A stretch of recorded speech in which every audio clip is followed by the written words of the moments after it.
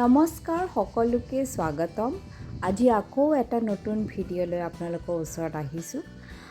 আজি আপোনালোকক এক অতি পুৰণি ইতিহাসৰ মাজেৰে লৈ যাম। 1000 বছৰীয়া ইতিহাসৰ মাজেৰে যাত্ৰা কৰক মোৰ লগত আপোনালোকেও। আজি মই আহিছোঁ ফ্ৰান্সৰ বিখ্যাত শ্যাটো দে গ্ৰিনিয়ান। শ্যাটো দে গ্ৰিনিয়ান হ'ল ফ্ৰান্সৰ এক বিশেষ আকৰ্ষণ। দক্ষিণ পূব ফ্ৰান্সৰ আটাইতকৈ ডাঙৰ ৰেনেছাঁ প্ৰাসাদ। বাছৰ পৰা নামি কিছু সময় খোজকাঢ়িব লাগে, কাৰণ সম্পূৰ্ণ পাহাৰৰ ওপৰত এই দুৰ্গটো অৱস্থিত। আপোনালোকে দেখিছে গোটেইখন শিলেৰেই সজোৱা, শিলেৰেই নিৰ্মিত। ইয়াৰ ৰাস্তা ঘাট, ঘৰ পদূলি সকলো শিলেৰেই নিৰ্মিত। এই দুৰ্গত ছামাৰত বিভিন্ন ধৰণৰ সাংস্কৃতিক অনুষ্ঠানৰ আয়োজন কৰা হয়।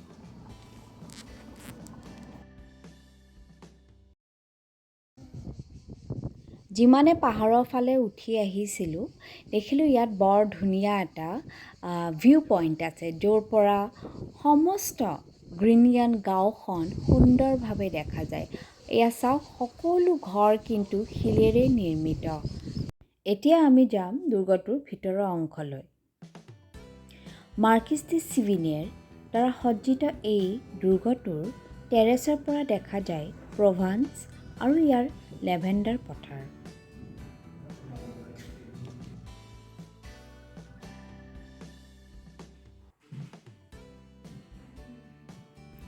টেৰেছখনৰ পৰা লেভেণ্ডাৰ পথাৰখন দেখা যায় যদিও এইবাৰ আমি দেখা নাপালোঁ, কাৰণ আগেই হাৰ্ভেষ্ট হৈ গৈছিলে। দুৰ্গৰ ভিতৰত সোমাই দেখিলোঁ বৰ ধুনীয়াকৈ এখন ডাইনিং টেবুল সজোৱা আছিলে, যদিও এই খাদ্যবোৰ আৰ্টিফিচিয়েল। হয়তো এওঁলোকে এই ধৰণে খাদ্য গ্ৰহণ কৰিছিলে, য'ত আছিলে চেৰামিক প্লেটছ, কেণ্ডেল ষ্টেণ্ড আৰু কিছুমান আৰ্টিফিচিয়েল ফ্ৰুটছ এণ্ড কুকিজ। আৰু আছিলে এই দুৰ্গটোৰ ভিতৰত তেওঁলোকে থকা এটা শোৱনি কোঠা, য'ত সকলো ধৰণৰ আচবাব পত্ৰ ধুনীয়াকৈ ৰখা হৈছিলে, কাৰণ এয়া এক বিলাসী বাসগৃহ আছিলে। এই বাসগৃহটোৰ সাংঘাতিক এটা হিষ্ট্ৰী আছে। শ্যাটো দে গ্ৰিনিয়ান সৰ্বোপৰি সুপৰিচিত, কাৰণ তালৈ যোৱা ফৰাচী লেখিকা মেডাম ডি চিভিনিয়েৰ তেওঁৰ চিঠিৰ বাবে বিখ্যাত আছিল, যাৰ বহুতো চিঠি আছিল তেওঁৰ কন্যা কাউণ্ট অৱ গ্ৰিনিয়ানৰ পত্নীলৈ। 17 শতিকাৰ সময়ছোৱাত মেডাম ডি চিভিনিয়ে 3বাৰকৈ গ্ৰিনিয়ান দুৰ্গলৈ গৈছিল আৰু তৃতীয়বাৰৰ বাবে তাতেই তেওঁৰ মৃত্যু হৈছিল। এতিয়া আমি আহিছোঁ টেৰেছৰ ভাগলৈ, য'ত খোলা আকাশ, নীলা আকাশ, ধুনীয়া বতাহ আৰু সন্মুখত আছিল লেভেণ্ডাৰ পথাৰ।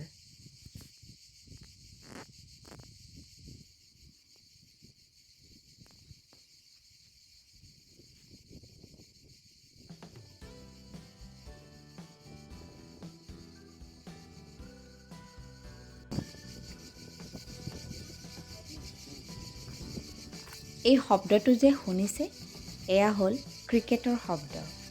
চাৰিওফালে যিহেতু লেভেণ্ডাৰ পথাৰ আৰু খেতি বাতি আছে, সেইবাবে এই পোকটো ইয়াতে দেখা যায়।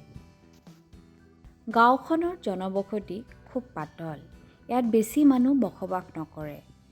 আৰু মই সাধাৰণতে ফ্ৰান্সৰ এনেকুৱা কিছুমান জেগাত গৈ ভাল পাওঁ, আৰু য'ত বেছি টুৰিষ্ট নাহে। ফেমাছ জেগাবোৰ বহুতে হয়তো গৈছে, দেখিছে, তাৰ বিষয়েও জানে, কিন্তু ফ্ৰান্স দেশত চাবলগীয়া আৰু জানিবলগীয়া ইমান বেছি আছে। যেনেকুৱা কিছুমান সৰু সৰু জেগা আছে, যোনবোৰ এতিয়াও বেছি টুৰিষ্ট তালৈকে যোৱা দেখা নাযায়। আৰু মই সাধাৰণতে এনেকুৱা জেগাবোৰত আহি খুব ভাল পাওঁ, ইয়াৰ বিষয়ে জানিবলৈ খুব আগ্ৰহ হয়। আমি ফাইনেলি ৰেষ্টুৰেণ্ট আহিলোঁ, কাৰণ দুপৰীয়া সময় হৈছিলে, আমাৰ বিৰাট ভোক লাগিছিলে, সেয়েহে বিচাৰি এখন ৰেষ্টুৰেণ্ট পালোঁ। ৰেষ্টুৰেণ্টখন বৰ ইণ্টাৰেষ্টিং আছিলে। এটা শিলৰ মাজৰ গুফাৰ নিচিনা আকৃতিৰ এখন ৰেষ্টুৰেণ্ট, য'ত পাহাৰ কাটি বনোৱা হৈছিলে। বেছি ডাঙৰ নাছিলে ৰেষ্টুৰেণ্টখন, খুব কম মানুহেই তাতে বহি খাব পাৰে। ময়ো এটা নতুন ডিছ ট্ৰাই কৰিলোঁ সেইদিনাখন। আমাৰ লগত আৰু এটা পৰিয়াল গৈছিলে। আমি সকলোৱে একেলগে তাতে লাঞ্চ কৰিলোঁ। এতিয়া মই গৈ আছোঁ গাঁওখনৰ ভিতৰ ভাগলৈ, য'ত কিছুমান সৰু সৰু দোকান আছে, বুটিক্স আছে, য'ত লোকেল সামগ্ৰী পোৱা যায়। Olive oil, lavender, handmade soap এইবোৰ ইয়াতে পোৱা যায়। সেইদিনাখন বিৰাট গৰম আছিলে আৰু যিহেতু এই গাঁওখন একেবাৰে পাহাৰৰ ওপৰৰ ভাগত, তাত গৰমটো আৰু বেছি আছিলে। সৰু সৰু ৰাস্তাৰ ভিতৰেৰে মই গাঁওখনৰ ভিতৰলৈ গৈ আছিলোঁ। এয়া হ'ল গ্ৰিনিয়ানৰ চেণ্টাৰ পইণ্ট।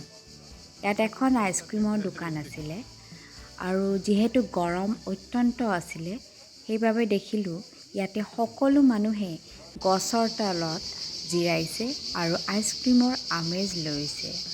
আমিও দেৰি নকৰি আইচক্ৰীমৰ আমেজ ল'লোঁ। ইয়াৰ আইচক্ৰীম শ্বপখনত পোৱা গৈছিলে সকলো নেচাৰেল আইচক্ৰীম, য'ত কোনো আৰ্টিফিচিয়েল ফ্লেভাৰ বা কালাৰ এড নকৰে। গৰম যদিও পৰিৱেশটো ইমান ধুনীয়া আছিলে, ইমান শান্ত, য'ত বহি মোৰো পেইণ্টিং কৰিবলৈ ইচ্ছা গ'ল। তো উলিয়াই ল'লোঁ ময়ো মোৰ বহী কিতাপ আৰু কালাৰ লৈ গৈছিলোঁ। চ' তাতে বহি কিছু পেইণ্টিং কৰিলোঁ।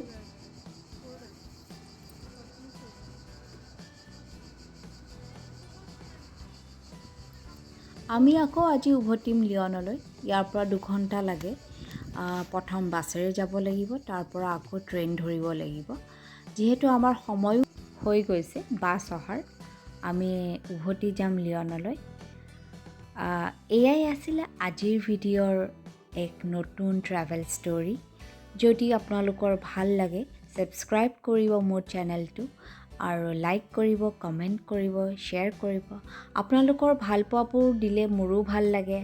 মোৰো আকৌ নতুন নতুন ভিডিঅ' কৰিবলৈ ইচ্ছা হয়, আগ্ৰহ হয়। সেয়েহে আপোনালোকৰ ভালপোৱাবোৰ দি থাকিব।